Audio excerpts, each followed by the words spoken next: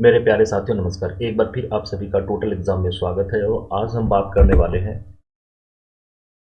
AC LDC CAPF के बारे में।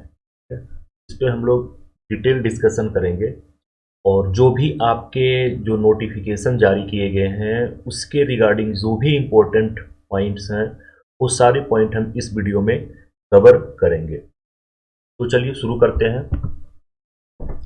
तो हम इस वीडियो में किन किन चीज़ों पर डिस्कस करने वाले हैं तो वो सारी चीज़ें पहले हम लोग देख लेते हैं। सबसे पहले vacancies, age, qualification, service, physical standard, medical, PST, PET और रिटन एग्जाम। यानी इस सिंगल वीडियो में हम कंप्लीट इंफॉर्मेशन आपको देंगे रिगार्डिंग एसी एलडीसी सीएपीएफ। ठीक है। और जब भी एसी एलडीसी के एग्ज़ाम को या कह सकते हैं रिक्रूटमेंट को कंडक्ट कराया जाता है तो उसमें एक नोडल अथॉरिटी बनाया जाता है जो उस कंप्लीट भर्ती प्रक्रिया को कंडक्ट करवाता है। तो इस साल जो है एसएसबी नोडल अथॉरिटी है एसी एलडीसी को ये कंडक्ट करवा रहे हैं। तो अगर आपको ऑफिशियल नोटिफिकेशन चाहिए तो आप जा सकते हैं www.ssbrectt.gov.in इस वेबसाइट पर जा सकते हैं जो एसएसबी के रिक्रूटमेंट ऑफिशियल वेबसाइट है। ठीक है। साथ ही आप सभी को भी एक सिग्नल के माध्यम से भी प्राप्त हो गया होगा। आप अपने कंसर्न ऑफिस से संपर्क कर सकते हैं और नोटिफिकेशन वहां से भी आप ले सकते हैं। उसी नोटिफिकेशन में जो भी महत्वपूर्ण चीज़ें हैं उन सारी चीज़ों को हम बारी बारी से यहाँ पे डिस्कस करेंगे। आप स्क्रीन पर देख रहे हैं। ठीक है।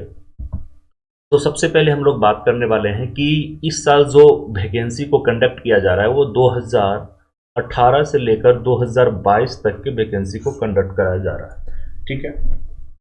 तो सबसे पहले हम लोग वैकेंसी को देख लेते हैं। ये है साल 2018 का वैकेंसी। ठीक है।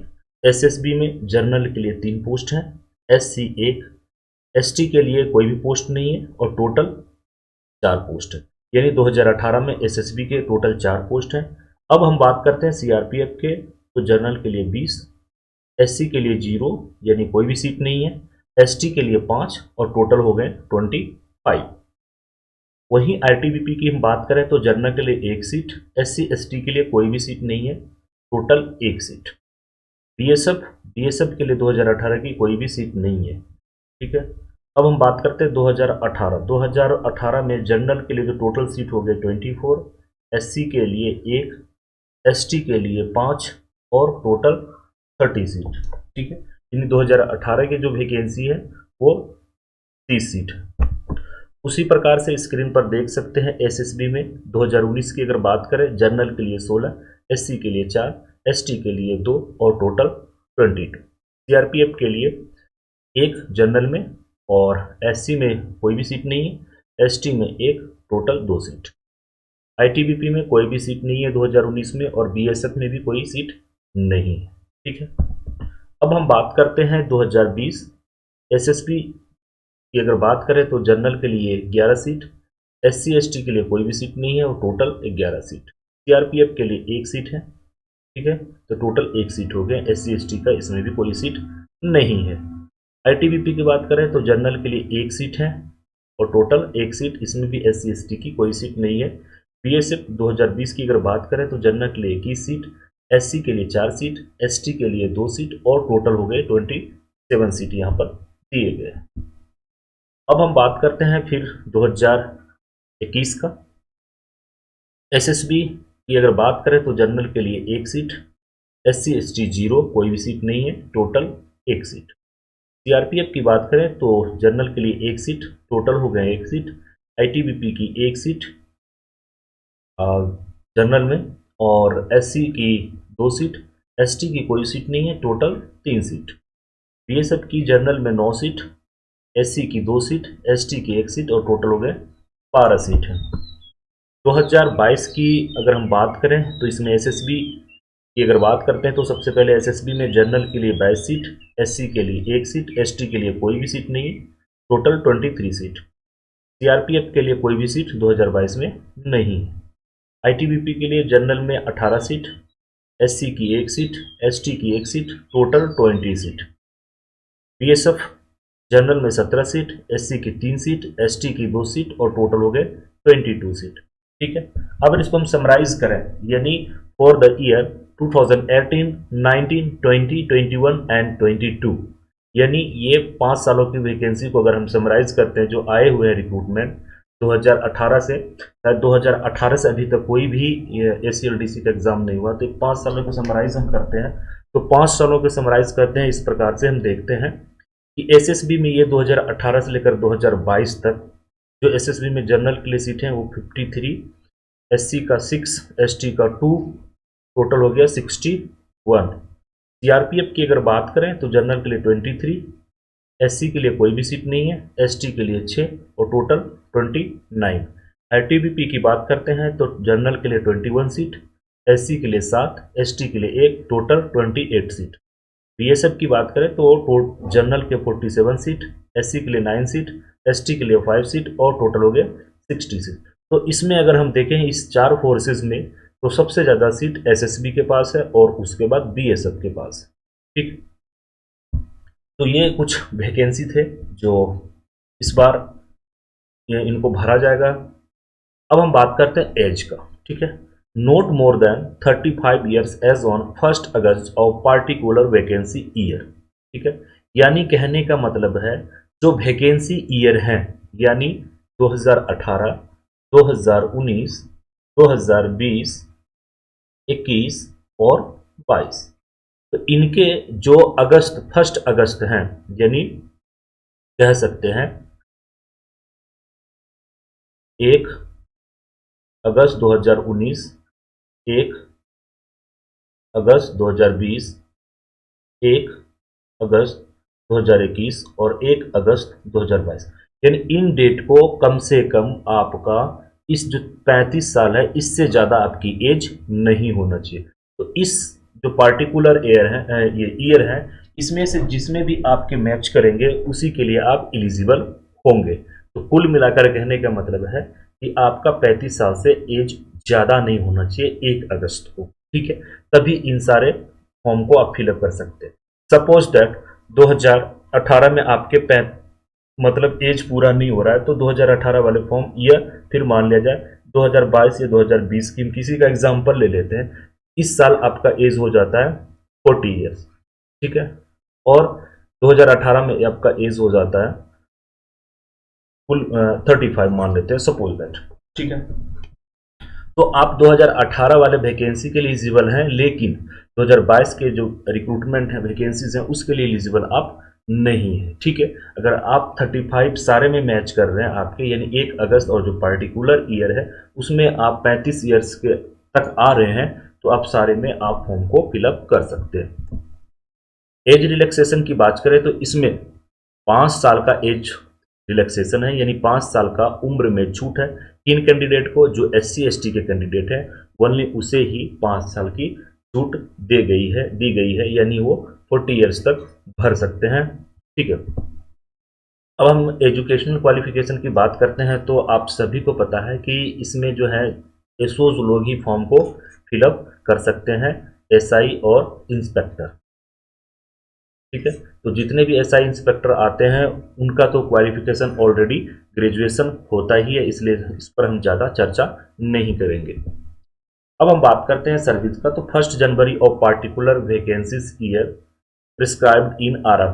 तो जो ये RR है इसमें जो आपके सर्विस दिए गए हैं उतना साल ही सर्विस, आपका उतना साल सर्विस होना चाहिए, और आपका जो सर्विस रिकॉर्ड है वो होना चाहिए क्लीन। ठीक है, सर्विस रिकॉर्ड क्या होना चाहिए? क्लीन होना चाहिए। आपके जो सर्विस है उसमें किसी भी प्रकार के पनिशमेंट वगैरह नहीं होना चाहिए। ठीक है, अब हम बात करेंगे पीएसटी के बारे में और पीईटी के बारे में। पीएसटी का फुल फॉर्म जो होता है फिजिकल स्टैंडर्ड टेस्ट, और पीईटी का फुल फॉर्म होता है फिजिकल इफिशिएंसी टेस्ट। तो दोनों पे हम बारी बारी से बात करते हैं। तो सबसे पहले हम बात करते हैं पीएसटी यानी फिजिकल स्टैंडर्ड टेस्ट। तो फिजिकल स्टैंडर्ड टेस्ट में आपके नॉर्मली हाइट, वेट और चेस्ट, ये 3 चीज को ही देखा जाता है। तो हाइट की अगर बात करें तो मेल के लिए 165 सेंटीमीटर और फीमेल के लिए 157 सेंटीमीटर है। ठीक है, चेस्ट की बात करें अनएक्सपेंडेड तो कम से कम 80 1 होना चाहिए, यानी बिना फुलाए आपकी जो छाती है वो 81 सेंटीमीटर होना चाहिए। जब आपको एक्सपेंड करेंगे तो कम से कम 5 सेंटीमीटर वो एक्सपेंड होना चाहिए, मतलब वो फूलना चाहिए, ठीक है। सपोज दैट आप कम से कम 81 मैंने बोला, अगर आपके 90 हैं चेस्ट बिना फुलाए, तो आप जब फुलाएंगे तो आपको 95 होना चाहिए, यानी जो भी आपका नॉर्मल छाती का ये चेस्ट जो है, नॉर्मल चेस्ट जितना भी है उससे आपको 5 सेंटीमीटर आपको एक्सपेंड करना पड़ेगा। तो इस चीज को आपको ध्यान रखना है, वही महिलाओं के लिए नॉट एप्लीकेबल है, ठीक है। उसके बाद अगर हम वेट की बात करें तो आपका वजन कितना होना चाहिए, तो आपके हाइट और एज के अकॉर्डिंग आपके वजन को देखा जाएगा। एमएचए के द्वारा जो जारी किया गया है एक कह सकते हैं नोटिफिकेशन मेडिकल के लिए, उसके रिगार्डिंग वो सारा चीज़ देखा जाएगा और आपके हाइट और एज के अकॉर्डिंग कितना होना चाहिए वो चीज़ होना चाहिए। मेडिकल कैटेगरी क्या होना चाहिए, तो आपकी मेडिकल कैटेगरी सेप 1 होना चाहिए, ठीक है। तो जो लोग सेप 1 नहीं है अभी, सेप 2 सेप 3 वगैरह हैं, तो वो सेप 1 करवा लें। अब हम बात करते हैं पीईटी की, यानी फिजिकल इफिशियंसी टेस्ट, ठीक है। तो फिर हमने बात किया पीएसटी का, तो पीएसटी में हमने नॉर्मली 3 इवेंट को देखा कि हाइट, वेट और चेस्ट। अब फिजिकल इफिशियंसी टेस्ट जो है इसमें आपके रनिंग वगैरह आ जाते हैं, तो क्या क्या आते हैं वो चीज़ें हम अभी देखते हैं।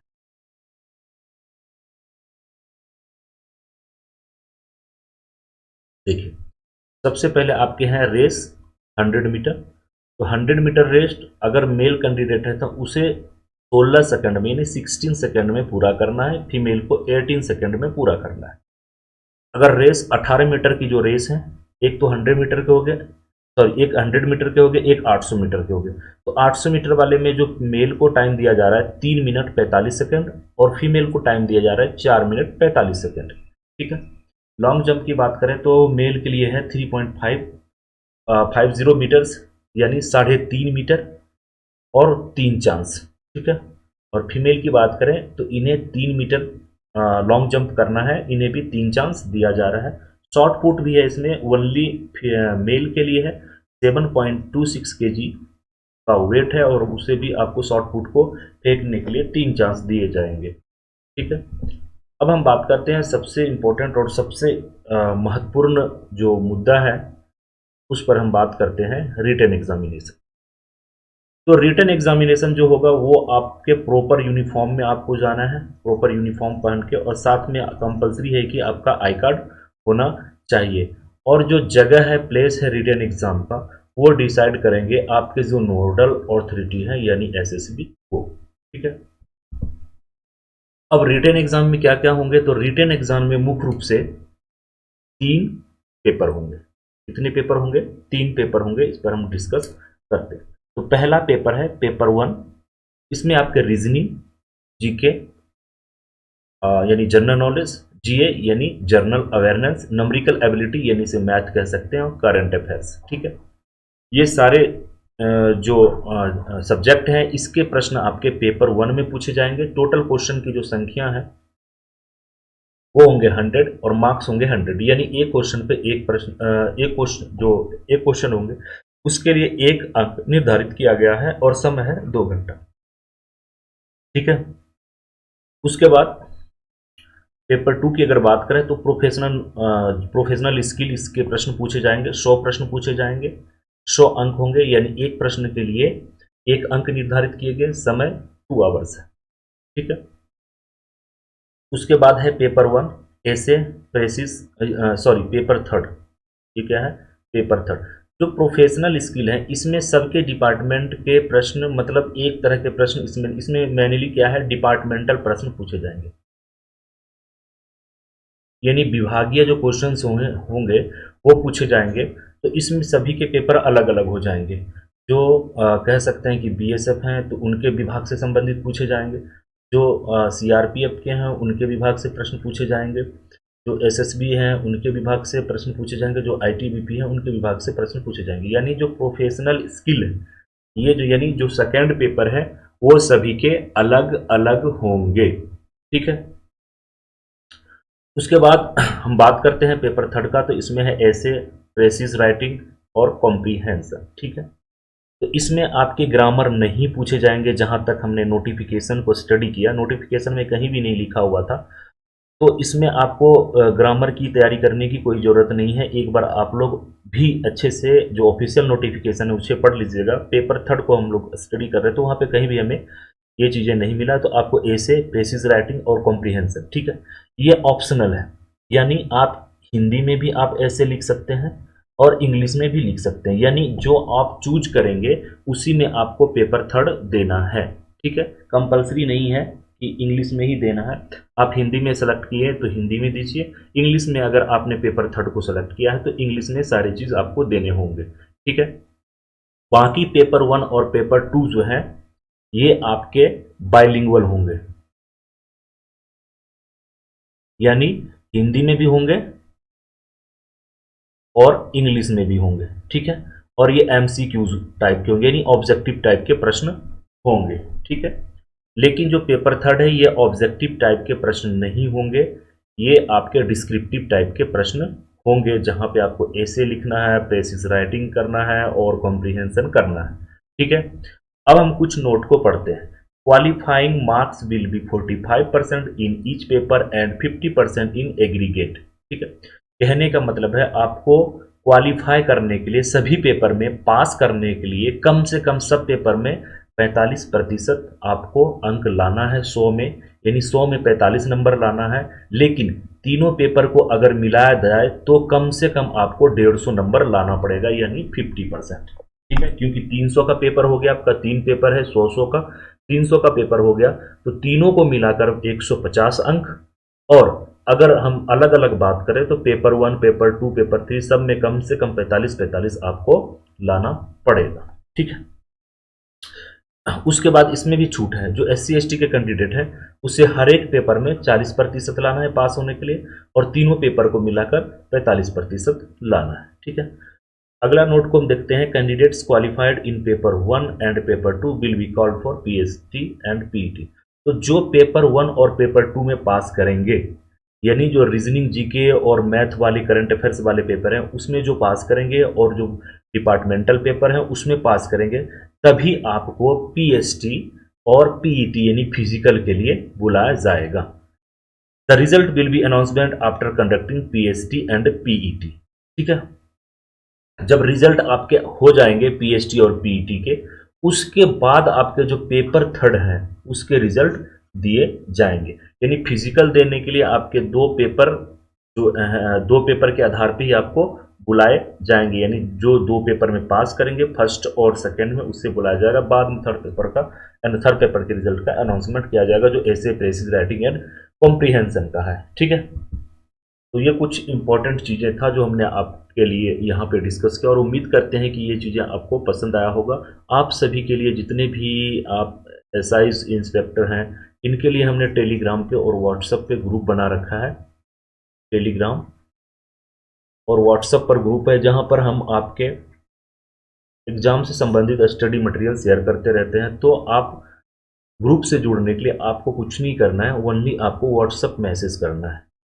नंबर मैं यहाँ पे स्क्रीन पर लिख दे रहा हूँ, इस नंबर पर आपको व्हाट्सएप मैसेज करना है। कौन सी मैसेज करना है? व्हाट्सएप मैसेज करना है। और उसके बाद हम क्या करते हैं कि टेलीग्राम ग्रुप का भी लिंक और व्हाट्सएप ग्रुप का भी लिंक हम दे देते हैं। ये फिर हमारी टीम आपको उस ग्रुप में ऐड कर लेंगे। बहुत सारे एसोस यहाँ पर जुड़े हुए हैं और एग्जाम से संबंधित स्टडी मटेरियल को वो प्राप्त कर रहे हैं। तो इन्हीं शब्दों के साथ हम लेंगे आपसे विदा। लेकिन आप हमसे बात करना चाहते हैं, संपर्क करना चाहते हैं, ये हमारा नंबर है, ठीक है। टेलीग्राम ग्रुप का नंबर है t.me/totalexam। आप मुझे मेल भी कर सकते हैं। ईमेल आईडी है help@totalexam.in। वेबसाइट है www.totalexam.in। आप हमारे फेसबुक पेज, यूट्यूब और ट्विटर पे भी हमें फॉलो कर सकते हैं। तो इन्हीं शब्दों के साथ हम लेते हैं आपसे विदा। जल्द ही एक बेहतरीन वीडियो के साथ मिलते हैं। तब तक के लिए जय हिंद, जय भारत।